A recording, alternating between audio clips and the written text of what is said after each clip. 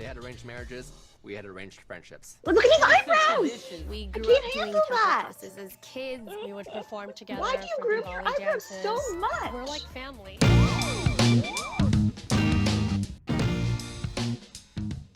Welcome to Spill the Chai, everyone. I was gonna say that's a lot of chai in that cup. I know. Well, it's still morning here. Cups. Look at my little monkeys when they were young. Look how choppy wobby she was, a little one. So cute. Things we You're come up such with, a right? you're such a funny like quintessential mom. Like with that Why? cup. Like I just forget that you're like a mom sometimes, but then you act like a total mom. Like you act like my mom, like with the cheesy cups that you get from like I Shoppers know. Drug Mart with the pictures on them. It was a gift. That's a gift to myself. It's so funny. I love it. Families are funny, aren't they? Families are, you have all those aunties and uncles, and we all have those experiences growing up. And now Great it's gonna be segue. all right, and it's gonna be on television now. Okay, when this came out, we both were like, "What is happening?" The show's called Family Karma. Now, And today we are going to spill the tea about this new show because it is a reality show with Indian families. That's right. It's all Indian. And it's on Bravo TV. I'm just going to read off a little bit about what this is. Some of the people that are on the show, Anisha, she's 34, who just moved home to start her own business. Monica, she's 27, whose parents are divorced, which is a big deal in this community, which we know, where divorce is somehow seen as a misery in the family. Yep. Amrit, 32, whose plot line thus far is just that he's gay. Vishal is 32, whose greatest flaw, according to his future mother-in-law, is that he tried to be an actor once. Ooh. No. And Brian, who just now decided at 27 that maybe dating a brown girl is something he should consider. Can I say the last one? Balianti. So Balianti is like 44. She's divorced twice and she's hot. Is she hot? Well, yeah, she is hot. She's a very good looking one. Do you think we should watch the trailer together right now? You want a grandkid?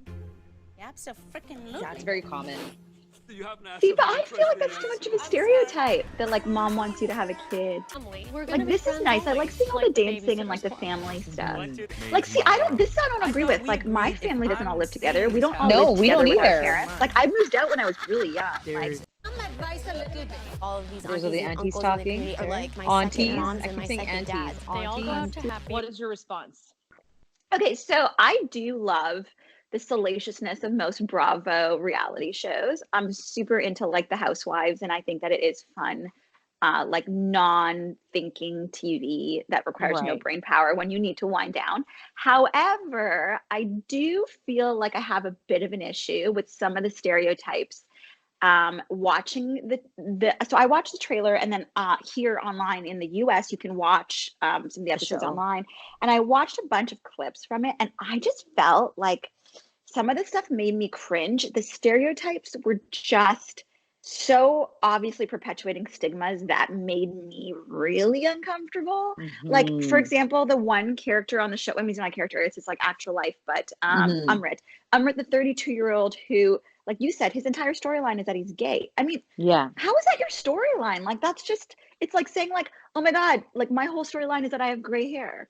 Like that, that can't be your whole personality. Like, I just felt like it was just so weird. I don't know. I felt like it was a bit dated, maybe in like the attempt.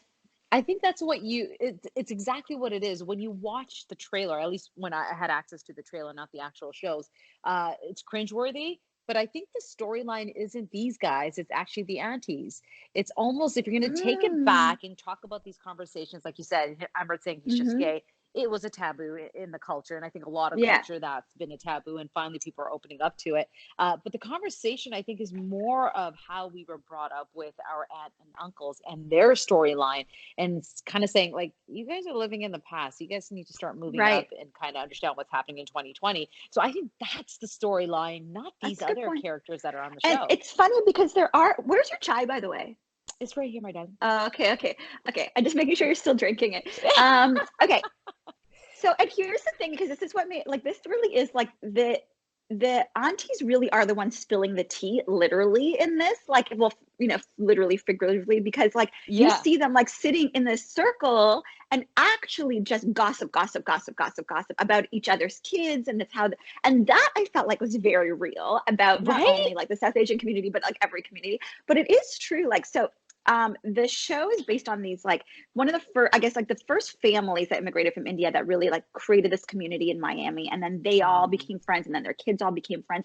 And I think that is very much true of the South Asian community, because, like, where I grew up in, like, the suburb of Ottawa, all of us, like, all of our parents were refugees from the same place in East Africa, and then they all became friends, and then we all were, like, Indian descendants of, like, these East African refugees, and we all grew up and became friends. So that I really related to, where you're like, oh my God, and then you tell your mom something, and then she tells his mom, and then his mom, and then, like, so that It's kind of, so like, did seem real. relatable. Yeah. So that's so interesting that so my parents lived in Toronto, same thing. Everyone who came down at that time, 1976, I believe it was, and they just became family. And I remember we used to hang out almost every weekend because it was someone's birthday or someone was celebrating this, Yeah. and it'd be like 60 people in the basement of someone's house, or it was, but we did become family. And it's interesting because I know I kind of wanted that when I had my kids, but we don't have that. We're not as connected as what parents were, which I find I kind of miss in this world now. But at the same time, I remember when I was a kid, I was like, oh my God, another party, another get together. Oh my God. I remember that. Yeah. I also, like, when we grew up, like, I think that you, like, congregate around, like, wherever your mosque is, or your temple is, or your, like, whatever that, like, that's where a lot of the families would, traditionally, like, we're talking, our grandparents' age and maybe our parents' age, when they would move to a new country, they would really kind of find homes around that communal gathering spot, right? And so, like, when I was growing up, we would always say, like, oh, we have, like, I have my, like, school friends, and then I have my, like, we call it, like, Jamaat Khana. You go to, like, Jamaat Khana. Yeah. So it's like I have my school friends, and I have my Khane friends, because it's like, yeah, it's true. And you're right. Like, and one of the things they actually talk about is that they did dancing at the temple. And I'm like, that's what we did. We used to do a Gerba. We used to do all of that. So it's very relatable. Yeah. And you know what else? Okay, I have to make one comment. So there are obviously parts of the show that I feel like are relatable, because it's exciting to see people who look like us on TV.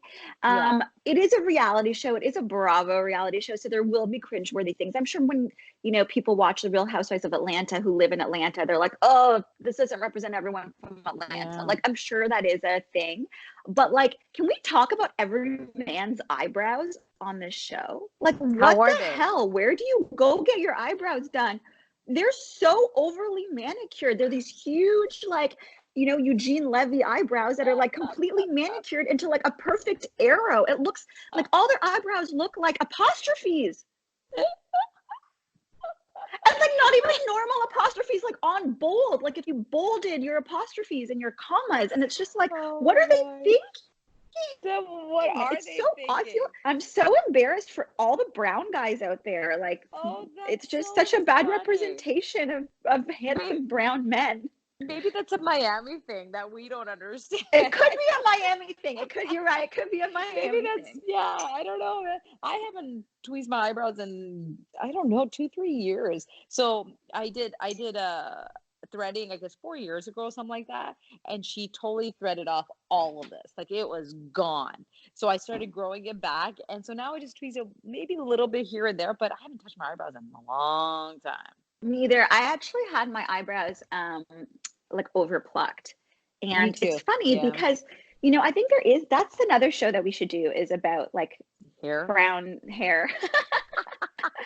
We know what that's all about. Yeah, we should totally do Yeah. that. But yeah, but so I don't know. I guess I'm conflicted. Like I would like to give the show a chance, but just based on the trailer and a few clips I saw online, I actually just don't even think it looks that interesting. And I'm the demo, so like I think But it's that was I weird was that just I gonna ask don't. you, do you think our parents would like the show? Maybe we're not the demo. Maybe it's our aunts and uncles' demo that they're gonna be watching this show.